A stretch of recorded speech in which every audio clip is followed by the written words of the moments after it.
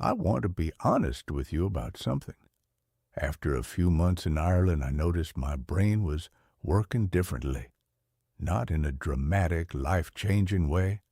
Not in a way I could point to and say, here, this is the moment everything changed. It was gradual, quiet, like a recalibration that happened while I wasn't paying attention. And when I finally noticed, when I had enough distance to see it clearly, my first reaction wasn't gratitude. It was, wait, did I lose something? Because the version of me that arrived here was driven, fast, efficient, wired. And that version of me, I'm not sure it exists anymore.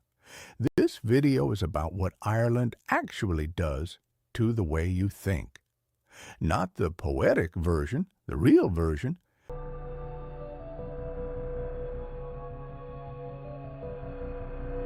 Let me describe the brain that arrived in Ireland. It was optimized for speed, for multitasking, for extracting maximum value from every moment, because every moment had a cost, and wasting time was the worst thing you could do. It was a brain that checked the phone within 30 seconds of waking up.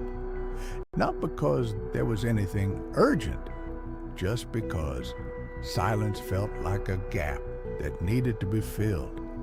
A brain that ate while working, walked while listening to something, had conversations while half thinking about the next thing. A brain that, if you asked it to sit still for 20 minutes and do nothing, would start producing anxiety within the first 4. Sound familiar? Because that's not a personal failure. That's what prolonged exposure to high-speed urban life does to a human nervous system. It trains you to need stimulation constantly and to feel vaguely threatened when it stops. I didn't know my brain had been trained until Ireland started, very gently, very persistently, training it differently.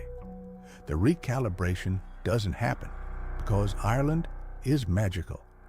It happens because of very specific things that Ireland does, or more accurately, does not do. Ireland does not reward urgency the way other places do. There's no status in being busy here. Nobody looks impressed when you tell them how much you work. Nobody competes over who slept less or who has more on their plate. The cultural language of busyness as virtue simply doesn't exist here the way it exists in most big cities.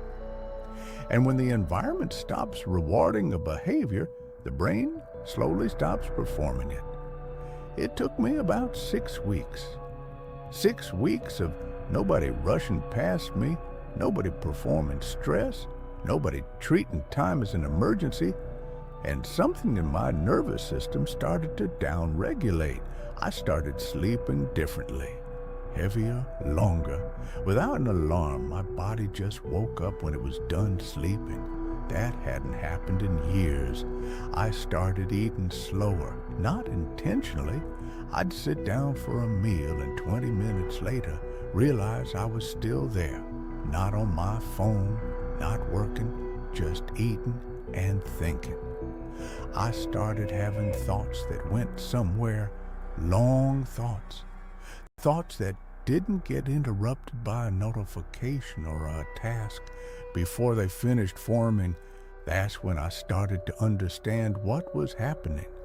My brain was slowing down, and the terrifying thing, the thing that took me weeks to make peace with, is that slowing down felt like losing.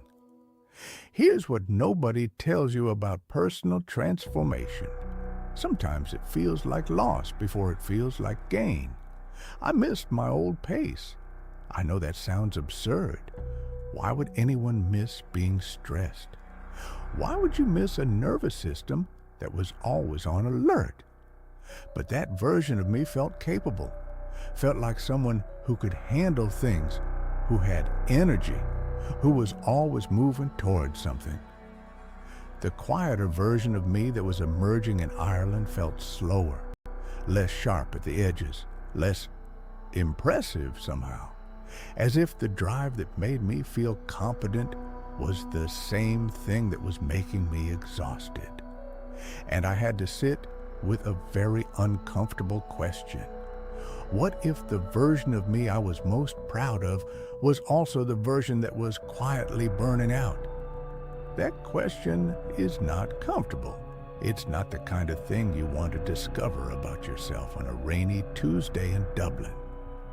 But it's the kind of thing Ireland, apparently, will make you discover. Let me be specific about what actually changes. 1. Your tolerance for boredom increases, and that's not a small thing. Boredom is where creativity lives. It's where the brain makes unexpected connections, processes difficult emotions, generates original thought. When you're never bored, when every gap is filled with content, you lose access to that. Ireland, by having less ambient stimulation, gives it back. 2. Your relationship with time changes. In most cities, time is currency. You spend it, save it, waste it, invest it. In Ireland, time is more like weather. It happens around you, and you exist inside it. That sounds abstract, but the practical effect is this. You stop treating every moment as something to be optimized. And paradoxically, that makes you more present in the moments that matter. 3. You become harder to manipulate by urgency. This is the one I value most. After enough time in Ireland, artificial urgency stops working on me. The email marked urgent. The social post designed to trigger anxiety. The news cycle built on constant alarm. When your nervous system has been trained to distinguish real urgency from performed urgency, a lot of noise loses its power. That recalibration, that ability to tell the difference, is worth more than any productivity hack I've ever tried. So, do I want it back? The wired brain, the speed, the version of me that was always 3 steps ahead of himself? Honestly, no. Not because that version was bad. It wasn't. It built things. It got things done. It got me here. But it was running on a fuel that I didn't have unlimited supply of. And I didn't know that until I stopped. What Ireland did to my head wasn't damage. It wasn't loss. It was editing. It removed the parts that were running loud without adding anything. The performed busyness, the anxiety dressed up as ambition, the constant background noise of never being quite enough. What's left is quieter and works better. If you've been in Ireland for a while and you've felt this shift, the slowdown, the confusion about whether it's good or bad, I'd love to know. Leave a comment. Tell me where you are in the process, because I think more people are going through this than talk about it. And maybe that's the most Irish thing of all, to go through something profound and say very little about it.